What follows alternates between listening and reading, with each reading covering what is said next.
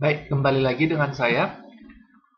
Eh, tapi sebelumnya saya perkenalkan diri dulu. Nama saya Robin. Video ini kembali saya buat untuk pembelajaran elektronik mahasiswa saya. Nah, jadi saya langsung saja. Yang sebelumnya sudah kita sketsa di video sebelumnya, input ya nomor satu, input output dan sketsa tampilan. Nah, jadi perlu diketahui bahwa input dan output itu kan kita sketsa berdasarkan cerita yang ada di soal. Kemudian sketsa tampilan itu seperti yang kita lakukan di video sebelumnya, itu adalah dilakukan dari di sketsa dari sketsa input output yang membuat tampilan. Nah, selanjutnya kita akan menyusun algoritmanya. Nah, jadi sekarang algoritma itu tidak lagi disusun dari input output, tidak lagi disusun dari soal, tetapi algoritma itu adalah disusun dari sketsa tampilan.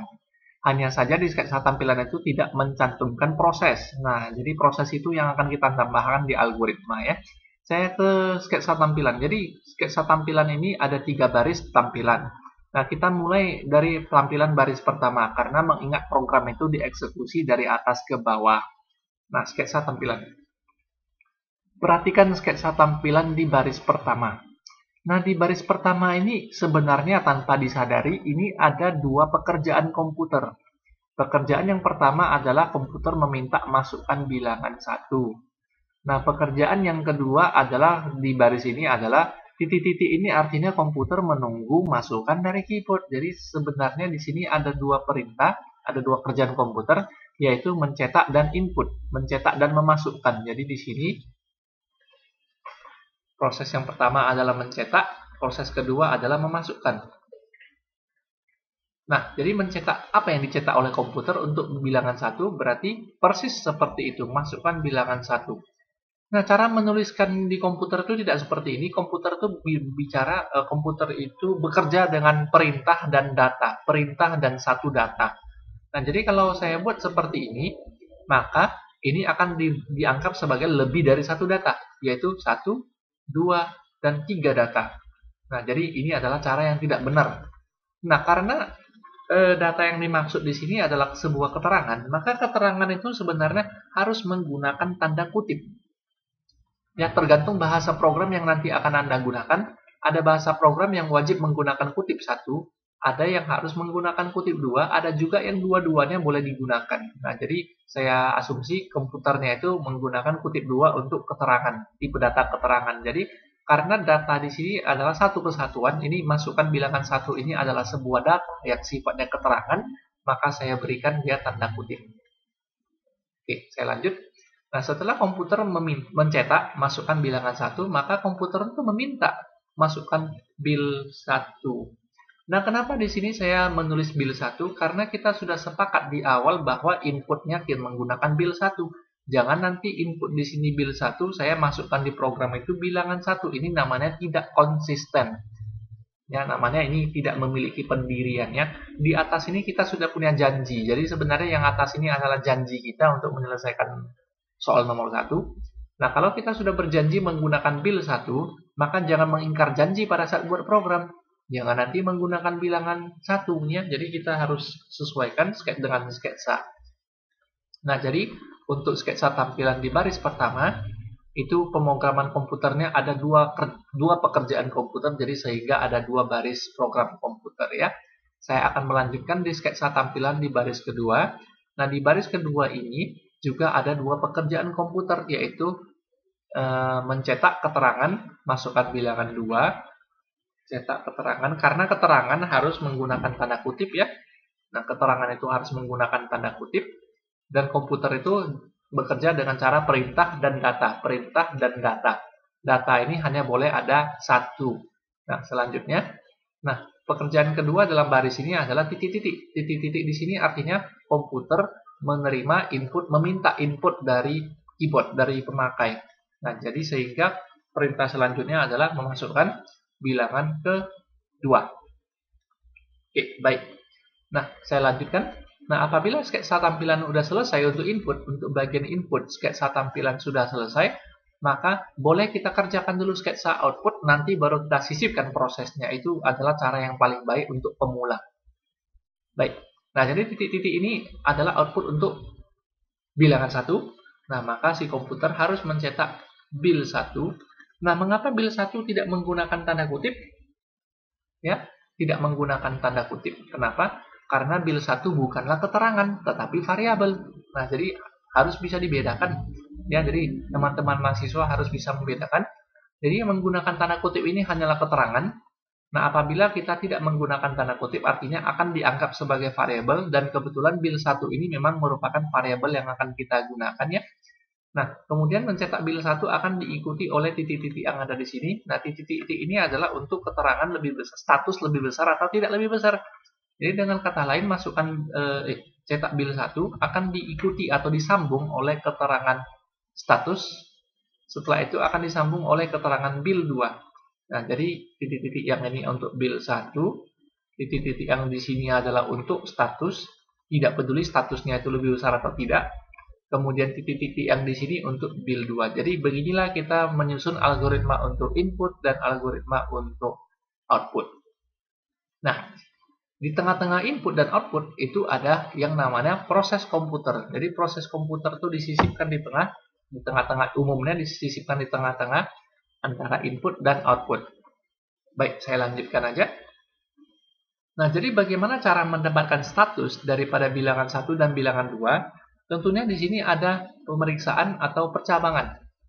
Nah, pada soal ini cabangnya hanya ada 2 ya, yaitu lebih besar atau tidak lebih besar. Tidak cabang 3 tetapi hanya cabang 2. Baik, coba kita kerjakan. Nah, pertama kali komputer harus memeriksa apakah bilangan 1 itu lebih besar dari bilangan kedua. Nah, jadi ada 2 pernyataan nanti dari sebuah kondisi ini, ya, jika benar dan jika salah. Nah, jadi jika benar, maka status yang akan ditampilkan oleh komputer adalah lebih besar dari. Nah, jika salah, maka status yang akan ditampilkan oleh komputer adalah tidak lebih besar dari. Nah, jadi demikianlah kita buat algoritma untuk program ini. Mudah-mudahan semuanya bisa mengerti ya. Nah, kemudian ada juga mahasiswa yang pernah membuat seperti ini. Nah, jika benar, mahasiswa tersebut tidak mau menggunakan output. Jadi, apabila benar, langsung dibuatnya seperti ini. Langsung dicetak bil 1 lebih besar dari sambung dengan bil 2. Nah, apakah cara ini salah? Nah, menurut saya sih cara ini tidak salah, memang tidak salah. Jadi jika benar cetak bilangan 1 disambung dengan keterangan lebih besar dari disambung dengan bil 2. Kalau salah, maka bil 1 dicetak disambung dengan tidak lebih besar dari disambung dengan bil 2. Nah, cara ini tidak salah, tetapi cara ini juga tidak disarankan. Nah, mengapa tidak disarankan? Nah, kadang-kadang dalam membuat program itu kita perlu sebuah hasil daripada satu proses itu akan diolah lagi di proses yang kedua, ketiga, keempat. Jadi apabila kita mencetak langsung ke layar, artinya kita tidak menyimpan data tersebut. Jadi kalau kita tidak menyimpan data tersebut ke sebuah variabel, maka data itu tidak akan diolah di proses kedua, ketiga, dan keempat. Makanya saya mengatakan bahwa di sini adalah cara yang tidak disarankan. Nah, jadi kembali ke cara pertama, itulah yang disarankan ya. Nah, cara pertama, jadi tidak menggunakan keterangan, tapi menggunakan variabel status. Nah, jadi status ini nanti tidak menggunakan tanda kutip. Kenapa? Karena status ini adalah variabel ya. Nah, jadi sehingga status ini akan berubah menjadi lebih besar dari, ya, jika benar bahwa bilangan 1 lebih besar dari bilangan 2, jika benar. Nah, kalau jika salah, maka statusnya itu harus saya set menjadi tidak lebih besar dari. Jadi demikianlah cara membuat algoritma untuk soal nomor 1. Nah, saya akan langsung saja ke soal nomor 2. Bagi yang mau melihat kembali, boleh di pause videonya. Nah, kemudian nomor 2. Nah, di nomor 2 ini kita sudah berhasil mensketsa input-output dari soal, dan kita sudah berhasil mensketsa tampilan dari input-output. Sekarang pekerjaan kita selanjutnya adalah menyusun algoritma untuk program ini. menyusun algoritma. Jadi cara mengerjakan algoritma itu adalah tetap dari tampilan. Nah, saya mulai dari tampilan baris pertama. Jadi di sini ada 4 baris tampilan, saya mulai dari tampilan baris pertama. Tampilan baris pertama itu seperti halnya di nomor 1, ada dua pekerjaan komputer, yaitu yang pertama komputer meminta input. Komputer meminta input itu dengan cara setidaknya harus mencetak keterangan ke layar, dan keterangan itu harus pakai tanda kutip. Nah, kemudian proses yang kedua, komputer itu adalah sedang menunggu dimasukkan bilangan 1. Jadi di sini ada perintah memasukkan bilangan 1. Baik. Nah, selanjutnya karena ini berulang, saya akan menggunakan copy paste aja biar cepat. Nah, jadi karena satu baris tampilan ini merupakan 2 perintah komputer, ya, maka satu baris tampilan yang ada di sini juga 2 tampilan komputer, yaitu masukkan bilangan 2 dan input bilangan 2, dan yang masukkan bilangan ketiga juga ada 2 baris pekerjaan komputer, yaitu komputer meminta masukkan bilangan ketiga, dan bilangan ketiga akan diisi dari keyboard. Nah, setelah tampilan input berhasil dibuat, ya, diberikan tempat kosong untuk proses sebelum kita membuat algoritma output. Nah, silakan kita buat dulu algoritma output. Nah, algoritma output ini komputer akan mencetak keterangan Anda dinyatakan. Jadi, komputer akan mencetak keterangan Anda dinyatakan. Lalu keterangan ini akan disambung oleh kelulusannya, status kelulusannya, sesuai dengan janji kita di sketsa input-output. Jadi, ada kelulusan. Jadi, Anda dinyatakan lulus atau gagal di sini. Jadi, kelulusan ini adalah variabel yang akan dicetak setelah keterangan Anda dinyatakan. Jadi, karena kelulusan ini akan dicetak setelah Anda dinyatakan, maka gunakan tanda penghubung. Ya. Nah, kenapa harus menggunakan tanda penghubung? Karena komputer itu bekerja dengan perintah dan satu data. Jadi kalau saya buat ini menggunakan koma, ini akan dianggap sebagai 2 data. Sementara komputer itu hanya mencetak boleh menggunakan 1 data. Jadi supaya bisa menjadi 1 kesatuan data, maka saya menggunakan operator tambah. Nah, jadi sehingga Anda dinyatakan lulus atau Anda dinyatakan gagal ini akan menjadi sebuah satu kesatuan. Nah, kemudian kenapa kelulusan tidak menggunakan tanda kutip, ya? Karena kelulusan itu adalah sebuah variabel, bukan sebuah keterangan. Ya, sebuah variabel yang kenapa namanya variabel? Karena nilainya bisa berubah antara lulus atau gagal. Nah, kalau variabel itu nilainya nggak bisa berubah, maka bukan variabel lagi namanya, tetapi konstanta. Nah, saya kembali kemari. Nah, Anda dinyatakan kelulusannya apa? Lulus atau gagal. Baik, saya lanjut ke bagian prosesnya. Nah, jadi bagaimana cara mendapatkan kelulusan? Nah, untuk yang nomor 2 ini kita harus membaca kembali soal nomor 2. Nah, karena di nomor 2 itu 3 buah bilangan itu diminta menghitung rata-rata. Nah, berarti ada proses yang tidak terdata di sketsa tampilan, kan? Karena proses itu memang tidak ditampilkan. Nah, jadi sehingga untuk mendapatkan kelulusan kita butuh nilai rata-rata. Untuk mendapatkan nilai rata-rata kita butuh 3 bilangan, ya. Baik, jadi untuk mendapatkan nilai rata-rata, saya boleh menggunakan variabel rata 2. Nah, cara mendapatkan nilai rata-rata adalah bilangan 1, ya. Ingat, tetap harus konsisten, ya. Kita tadi menggunakan variabel bil 1, ya. Jangan nanti di sini tiba-tiba menggunakan nilai 1, ya. Artinya kita tidak konsisten. Jadi komputer itu akan menganggap bil 1 dengan nilai 1 adalah variabel yang berbeda. Nah, jadi saya akan masang di sini bil 1. Nah, cara mendapatkan rata-rata dari 3 bilangan ini adalah bil 1 tambah bil 2 tambah bil 3. Karena bilangannya ada 3, maka akan saya bagi dengan 3. Nah, tetapi ini adalah cara yang salah. Kenapa cara yang salah? Karena kalau berdasarkan rumus matematika, operator bagi akan duluan dikerjakan, baru operator tambah yang dikerjakan. Sementara untuk menghitung rata-rata kita malahan harus menjumlahkan dulu 3 buah bilangan ini, baru dibagi dengan 3.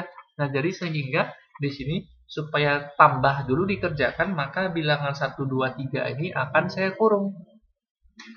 Nah, apabila saya kurung, maka artinya bilangan 1, 2, 3 ini harus dijumlahkan dulu, baru bisa dibagi dengan 3. Nah, selanjutnya Kalau rata-rata sudah kita tentukan, maka kita sudah bisa menentukan kelulusan.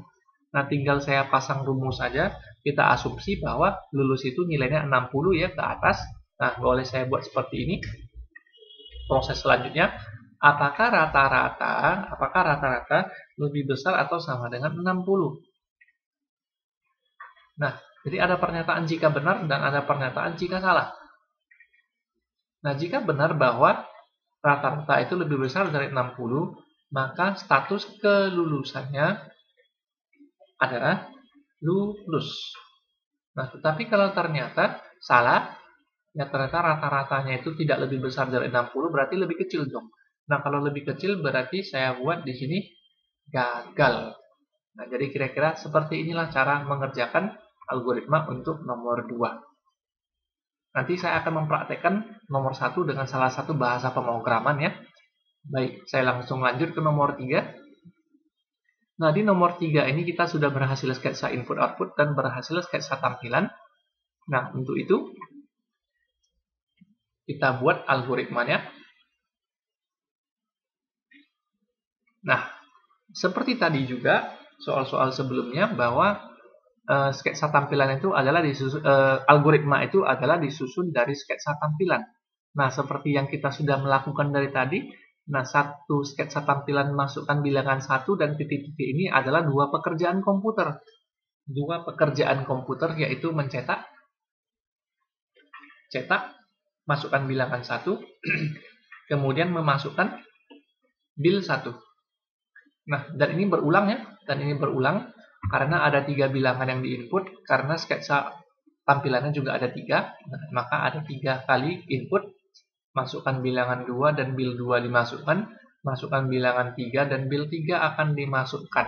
Itulah sketsa tampilan untuk input 3 buah bilangan. Nah, sekarang diberikan ruang kosong untuk output, sebesar ini.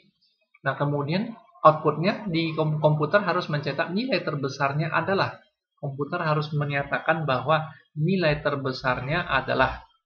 Nah, karena mengingat nilai terbesarnya adalah keterangan, maka harus menggunakan tanda kutip. Nah, kemudian titik-titik di sini adalah setelah mencetak keterangan nilai terbesarnya, titik-titik ini adalah bilangan terbesar yang harus dicetak. Sesuai dengan yang kita sketsa, sesuai dengan janji kita di atas bahwa kita menggunakan variabel besar dan bukan variabel yang lain ya. Nah, jadi kita tetap harus konsisten menggunakan variabel yang sudah kita janjikan. Jangan nanti di bawah di sini variabelnya berubah. Ya, tidak konsisten namanya. Nah, jadi kita tetap menggunakan variabel besar ya. Nah, jadi variabel besar ini kita nggak tahu juga nanti bakalan bernilai berapa, tapi kita hanya tahu prosesnya saja. Nah, jadi output ini saya gunakan variabel. Kenapa? Karena nilainya juga berubah-ubah ya, tergantung bilangan 1, 2, 3 yang dimasukkan. Baik, saya lanjut. Nah, untuk dapatkan bilangan terbesar, nah jadi seringkali mahasiswa itu menggunakan cara yang akan saya tunjukkan. Jadi ada banyak cara untuk mendapatkan nilai terbesar ya. Jadi saya akan menggunakan algoritma 1 dan algoritma 2. Nah, di algoritma 1 ini paling umum mahasiswa akan mengerjakan seperti ini. Jika bilangan 1 lebih besar dari bilangan 2 dan bilangan 1 lebih besar dari bilangan 3 ya, maka besarnya adalah bilangan 1. Ya, jadi seperti ini ya. Jika bilangan 1 lebih besar dari bilangan 2 dan bilangan 1 lebih besar dari bilangan 3, maka yang paling besar pasti bilangan 1. Nah, kemudian untuk selanjutnya akan dilakukan seperti ini. Jika bilangan 2 lebih besar dari bilangan 1 dan bilangan 2 lebih besar dari bilangan 3, maka besarnya ya bilangan 2. Nah, kemudian jika bilangan ketiga lebih besar dari bilangan 1 dan bilangan 3 lebih besar dari bilangan 2, maka bilangan 3 lah yang paling besar ya. Nah, ada beberapa kesalahan yang sering dilakukan oleh mahasiswa. Nah, di sini saya menggunakan operator dan. Saya tunjukkan cara yang salah ya. Nah, algoritma 1 saya tunjukkan cara yang salah. Oke. Nah, cara yang salah itu begini. Nah, jika bilangan 1 lebih besar dari bilangan 2, ya bilangan 2 dan bilangan 3, maka besarnya adalah bilangan 1. Ini cara yang salah. Kenapa saya sebut sebagai cara yang salah? Karena ini notasi matematikanya, ekspresi matematikanya pincang. Kenapa dikatakan pincang? Nah, mari kita perhatikan. Nah, komputer pasti akan mengerjakan perbandingan lebih besar dulu ya. Nah, jadi di sini komputer mengerjakan perbandingan lebih besar. Nah, kemudian perbandingan lebih besar ini kan akan menghasilkan tipe data yang namanya true false. True false, benar salah. Atau tipe data logik atau tipe data boolean ya. Nah, jadi ini menghasilkan true false. Operator dan itu berharap kedua operannya adalah true false, sementara di sini bukan merupakan tipe data true false, jadi pincang. Jadi yang sebelah kiri menghasilkan true false, yang sebelah kanan ternyata bukan true false, tetapi numerik. Jadi ini adalah cara yang salah. Ya. Dan apabila ini diteruskan, makin berbahaya. Ya, makin berbahaya apabila ini diteruskan.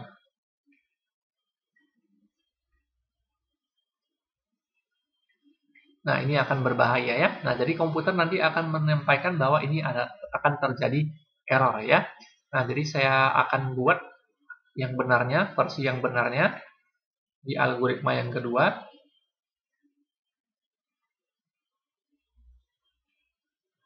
Nah, jadi yang benarnya itu adalah supaya nggak pincang, maka si bilangan 1 ini harus ditulis dua kali. Harus ditulis dua kali. Jika bilangan 1 lebih besar dari bilangan 2, dan bilangan 1 lebih besar dari bilangan 3. Jadi ini baru tidak pincang. Ya, bilangan 1 lebih besar bilangan 3 akan menghasilkan true false, dan bilangan 1 lebih besar bilangan 2 juga akan menghasilkan true false. Jadi sehingga operator dan ini bisa berfungsi dengan operan yang benar, true false ya. Nah, begitu juga dengan yang di sini harus ditulis lengkap, begitu juga dengan yang di sini harus ditulis lengkap ya.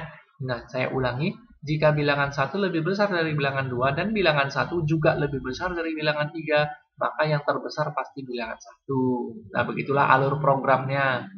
Nah, kemudian jika bilangan 2, kalau misalnya operasi pertama salah, kondisi yang pertama salah, maka masuk ke kondisi kedua. Jika bilangan 2 lebih besar dari bilangan 1 dan bilangan 2 lebih besar dari bilangan 3, maka bilangan terbesarnya adalah bilangan 2. Begitu juga kalau ternyata kondisi ini salah, maka kondisi terakhirlah ini. Nah, jika bilangan 3 lebih besar bilangan 1 dan bilangan 3 lebih besar dari bilangan 2, maka nilai terbesarnya adalah bilangan 3 ya. Nah, jadi ini adalah cara yang paling umum dikerjakan oleh mahasiswa ya. Nah, jadi apakah cara ini salah? Tidak, cara ini benar kok, tetapi lebih repot. Kenapa lebih repot? Karena apabila nanti programnya berubah dan bilangannya ada 4, ada 5, ada 6, ada 7, ada 1000, kan nggak mungkin kita buat 1000 kali if seperti ini. Ya, nah itu akan menjadi masalah. Nah, jadi sehingga dengan kata lain, algoritma 2 ini hanya bisa digunakan untuk bilangan yang untuk program mencari bilangan terbesar yang hanya ada 3 bilangan. Nah, apabila bilangan yang dimasukkan lebih dari 3, cara ini sangat tidak efektif untuk digunakan ya. Nah, kemudian saya lanjut ke algoritma yang ketiga. Algoritma yang ketiga. Nah, di algoritma yang ketiga ini, mana dia ya? Di algoritma yang ketiga ini, nah perbedaannya hanya ada di sini. Nah, perhatikan saya memiliki cara ketiga. Nah, cara ketiga ini sebenarnya tanpa disadari adalah cara yang kita lakukan sehari-hari tapi kita tidak menyadarinya. Nah, cara ketiga itu idenya adalah dari sini. Pertama kali kan bilangan 1 dimasukkan ya dari keyboard. Nah, berarti setelah bilangan 1 dimasukkan dari keyboard, saya akan berasumsi bahwa bilangan 1 itu adalah yang paling besar. Nah, seperti itu. Loh Pak, jadi bagaimana dengan bilangan 2 dan bilangan 3? Nanti satu persatu kita kerjakannya ya.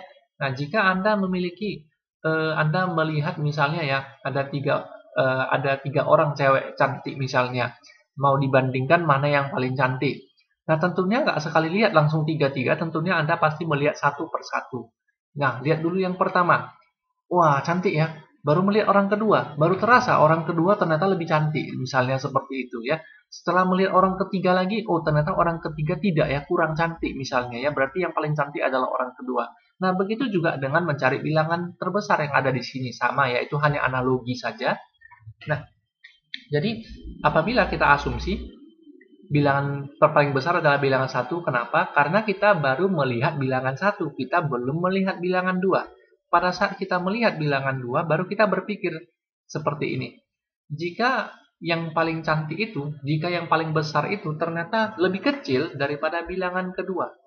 Nah, jika bilangan yang tadinya saya berpikir paling besar itu ternyata masih lebih kecil dari bilangan yang kedua setelah saya lihat, maka berarti bilangan yang tadi itu bukan lagi yang paling besar. Maka bilangan yang baru ini sekarang yang paling besar. Ya, nah seperti itulah dilakukan. Bukankah cara ini akan lebih mudah dan lebih singkat? Ya. Nah, begitu juga dengan bilangan ketiga. Jika bilangan yang tadi saya anggap paling besar ternyata kalah besar atau lebih kecil dari bilangan ketiga, maka berarti bilangan 3 dong lebih besar. Nah, jadi logika berpikirnya harus seperti itu. Ya, baik, ini adalah pemecahan untuk soal nomor 3. Saya akan melanjutkan di pemecahan di solusi untuk nomor 4 dan nomor 5. Boleh Anda latihan sendiri.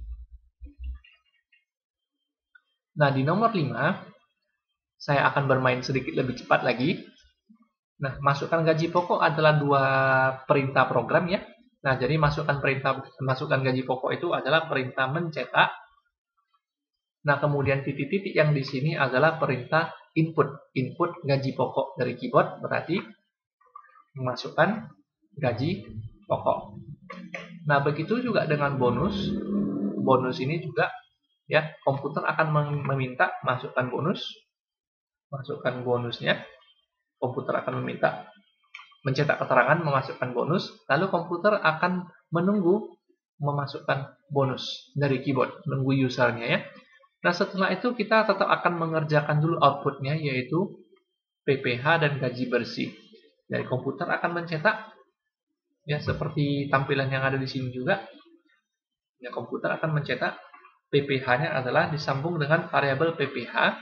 Kemudian komputer juga akan mencetak ya, gaji bersihnya adalah sekian. Disambung dengan variabel gaji bersih. Nah, baik, saya langsung lanjut kemari. Nah, jadi sketsa tampilan input sudah selesai di sini. Sketsa tampilan output juga sudah selesai di sini. Nah, sehingga kita akan melanjutkan dengan bagian proses. Nah, proses itu yang pertama adalah menghitung gaji kotor. Karena gaji pokok dengan bonus ini adalah gaji kotor. Tapi gaji kotor itu mungkin tidak perlu kita cetak ya. Nah, jadi gaji kotor dihitung dari gaji pokok tambah dengan bonusnya. Nah, kemudian proses yang kedua adalah pajak penghasilan. Pajak penghasilannya, jadi boleh saya buat ya, PPH. PPH adalah gaji pokok. PPH adalah gaji pokok dikali 5%. Nah, jangan pernah menuliskan seperti ini. Ini bukan merupakan Microsoft Excel ya, ini ceritanya kita yang membuat program. Nah, jadi yang benar itu adalah kali 5 bagi 100. Jadi harus ditulis dengan lengkap ya. Oke. Nah, kemudian apalagi yang belum diproses, yaitu gaji bersih. Nah, di sini kita belum menghitung gaji bersih ya, berarti programnya kita belum selesai ya, prosesnya belum selesai. Jadi gaji bersih itu didapatkan dari gaji kotor dikurangi dengan PPH, sehingga di sini gaji bersihnya bisa kita cetak. Jadi kalau kita tidak menghitung gaji bersih, maka gaji bersih di sini tidak bisa kita cetak karena nilainya tidak ada. Baik, saya langsung lanjut. Nah, jadi gaji bersih itu adalah didapatkan dari gaji kotor dikurangi dengan pajak penghasilannya. Nah, jadi demikianlah cara mengerjakan nomor 4. Jadi yang nomor 4 ini tidak menggunakan if ya. Nah, tidak menggunakan if. Nah, baik, saya akan langsung membuat programnya. Mungkin saya akan membuat program untuk di nomor 1 saja. Nomor 1. Tapi dengan bahasa program C#. Karena bahasa program C# itu salah satu yang paling digemari di kota Medan dan kita berdomisili di Medan kebetulan. Nah, dengan program bahasa C# ya. Nah, jadi sebenarnya algoritma itu harus identik dia dengan program C#. Nah, cuman bedanya algoritma di sini tidak perlu mendeklarasikan variabel, tidak perlu. Tetapi kalau bahasa program umumnya itu harus mendeklarasikan variabel yang harus digunakan. Nah, jadi variabel kebetulan di sini bil 1, bil 2 dan status itu variabelnya terdefinisi dengan baik di input output. Tapi tidak demikian dengan nomor 4 tadi. Tidak demikian dengan nomor 4. Yang kita sketsa hanyalah gaji pokok, bonus, PPh, gaji bersih. Yang berhasil kita sketsa. Tapi kita tidak menyangka bahwa kita membutuhkan variabel gaji kotor yang tidak tercantum di input dan output. Jadi variabel gaji kotor ini nanti akan kita deklarasikan juga ya, harus ya dideklarasikan. Meskipun tidak terdapat di sketsa input dan output, itu satu hal yang harus diperhatikan ya. Nah, saya kembali ke nomor 1. Nah, jadi membuat program sisap dari algoritma yang sudah kita susun. Nah, di baris pertama daripada algoritma kita, komputer harus mencetak masukan bilangan 1. Nah, jangan lupa di baris atas itu nanti sebelum di paling atas jangan lupa using static ya, system.console. Jangan dilupakannya. Nah, ini saya asumsikan sudah ada. Nah, jadi di program sisap ini ya, untuk mencetak ya, saya langsung lanjut aja dengan perintah console.write. Nah, menggunakan console write itu bukan perintah biasa, tapi perintah yang merupakan fungsi. Jadi kalau merupakan fungsi harus ada tanda kurung. Nah, kemudian setiap baris di bahasa program C dan keturunannya termasuk sisap itu harus diakhiri dengan titik koma. Nah, seperti itulah dia. Nah, kemudian saya lanjutkan dengan masukkan bilangan 1. Bilangan 1 ini dimasukkan dari bahasa program sisap dengan cara menggunakan console readline. Tapi nanti di sini akan terjadi error. Kenapa? Karena console readline ini hanya akan memberikan nilai string, sementara bilangan 1 ini adalah numerik. Nah, jadi untuk itu hal pertama yang kita lakukan adalah deklarasi variabel. Kita melupakan deklarasi variabelnya. Nah, oke. Deklarasikan bil 1 dan bil 2 sebagai integer. Kenapa integer? Karena bil 1 di sini sudah jelas-jelas harus menampung bilangan numerik. Nah, jadi saya asumsi bilangan numerik bulat, makanya dideklarasikan sebagai integer. Apabila ada lebih dari satu variabel yang dideklarasikan, boleh disambung menggunakan tanda koma. Jadi deklarasikan bil 1 dengan bil 2 sebagai integer. Jadi bagaimana dengan variabel status? Nah, apakah variabel status lebih besar, lebih kecil itu adalah integer? Lebih besar, lebih kecil, apakah itu integer? Tentunya tidak. Variabelnya yang menyatakan lebih besar atau lebih kecil, nah ini adalah sebuah kalimat. Ini adalah sebuah kalimat. Jadi status itu harus merupakan variabel yang bertipe kalimat. Untuk itu, maka deklarasikanlah status sebagai tipe string. Titik koma ya. Jadi setiap baris itu harus ada titik koma ya. Meskipun ada beberapa baris program yang tidak boleh pakai titik koma. Nah, string status. Nah, jadi status yang ada di sini bertipe kalimat. Jadi bertipe kalimat harus menggunakan tipe string ya. Nah, selanjutnya kita lanjutkan baris kedua. Saya copy paste saja barangkali. Nah, perintah mencetak berarti console write. Pakai buka kurung, jangan lupa tutup kurung dan titik koma. Masukkan bilangan 2, berarti bilangan 2 sama dengan console readline. Nah, kembali seperti masalah tadi, console readline menghasilkan tipe kalimat ya, string. Sementara bilangan 1 dan bilangan 2 adalah integer. Nah, jadi di bahasa sisap itu dia perlu konversi seperti ini. Nah, jadi ada sebuah fungsi konversi yang namanya integer parse yang harus digunakan agar bisa mengkonversi string atau kalimat menjadi numerik. int parse ya. Nah, jadi bukankah 4 baris program sisap ini sangat identik dengan 4 baris program yang ada di algoritma? Jadi nampak di sini bahwa setiap baris program itu adalah disusun dari alur berpikir daripada algoritma yang sudah kita buat. Nah, saya akan lanjut ke bagian if ya. Bagian if. Mungkin saya copy paste aja. Bagian if. Oke. Nah, jadi apakah bilangan 1 lebih besar bilangan 2 itu digantikan dengan perintah if. If. Nah, perintah if di sini tidak menggunakan then ya. Jika ini maka itu tidak. Perintah if di bahasa sisap tidak boleh menggunakan tanda statement then, tapi sebaliknya perintah if itu kondisi harus dikurung. Kondisi itu harus dikurung ya. Kemudian perintah if itu sudah menyatakan jika benar. Jadi jika benar dihapus. Nah, jadi jika bil 1 lebih besar bilangan 2, maka status sama dengan lebih kecil dari titik koma. Jangan melupakan titik koma. Nah, perhatikan di sini perintah if tidak boleh menggunakan titik koma. Tetapi perintah yang dijalankan oleh if lah yang nanti harus menggunakan titik koma ya. Nah, lalu jika salah itu adalah else. Jadi if itu berpasangan dengan else. Nah, if berpasangan dengan else. Jadi jika kondisinya ini adalah benar, maka variabel status harus bernilai lebih besar dari. Jika salah, maka variabel status harus bernilai tidak lebih besar dari. Dan ini harus diakhiri dengan titik koma, karena ini perintah biasa harus menggunakan titik koma. Nah, kenapa perintah else tidak menggunakan titik koma? Nah, memang tidak boleh. Karena perintah else itu kalau diberikan titik koma, artinya else hanya mengerjakan titik koma aja. Perintah if kalau diberikan titik koma, nantinya perintah if tidak akan mengerjakan status lebih besar, tapi perintah if hanya akan mengerjakan titik komanya saja ya. Nah, oke, selanjutnya di bagian akhir dari video ini mencetak build 1, status, dan build 2. Jadi mencetak build 1 adalah variabel ya, status juga variabel, makanya tidak ada tanda kutip. Build 2 juga variabel, makanya tidak ada tanda kutip. Nah, karena perintah program itu bekerja dengan perintah program komputer bekerja dengan perintah dan data, dan hanya boleh ada satu data, maka harus kita gabung. Mungkin ada yang bertanya, Pak, kan bilangan 1 ini numerik ya. Status ini kan bertipe kalimat ya, kok bisa ya ditambah ya? Nah, jadi kalau kita bertemu dengan tipe data kalimat, tambah ini tidak berfungsi sebagai penjumlahan, tapi tambah ini dianggap sebagai penggabungan. Nah, jadi kalau misalnya kita pernah bertanya kepada anak-anak, 1 tambah 1 itu berapa?